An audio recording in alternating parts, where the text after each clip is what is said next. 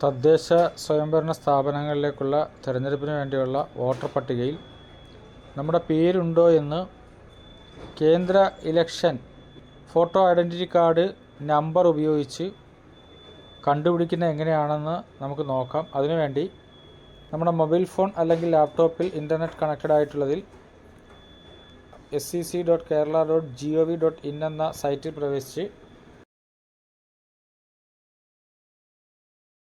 Citizen എന്ന് click ചെയ്യുമ്പോൾ നമുക്ക് ലഭിക്കുന്ന വോട്ടർ സർവീസ് എന്നുള്ള ഈ പേജിൻ്റെ താഴേക്ക് വരുമ്പോൾ കാണുന്ന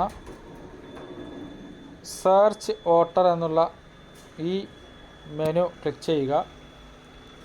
അങ്ങനെ ക്ലിക്ക് ചെയ്യുമ്പോൾ ലഭിക്കുന്ന വോട്ടർ സെർച്ച് ഓപ്ഷൻസ്, രണ്ട് തരത്തിലുള്ള വോട്ടർ സെർച്ച് ഓപ്ഷൻ ഉണ്ട്. ഒന്ന് സ്റ്റേറ്റ് വൈസ് ആയിട്ടുള്ള, ആദ്യം കാണുന്ന സെർച്ച് വോട്ടർ സ്റ്റേറ്റ് വൈസ് ആണ്.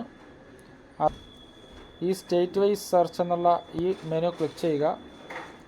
അപ്പോൾ നമ്മളോട് voter search for voters by ID card number എന്ന് കാണും. ഇവിടെ നമ്മുടെ കേന്ദ്ര ഇലക്ഷൻ കമ്മീഷൻ്റെ ഫോട്ടോ ഐഡൻറ്റിറ്റി കാർഡ് ആ നമ്പർ ടൈപ്പ് ചെയ്ത് കൊടുക്കുക. തുടർന്ന് സെർച്ച് എന്ന് ക്ലിക്ക് ചെയ്യുക.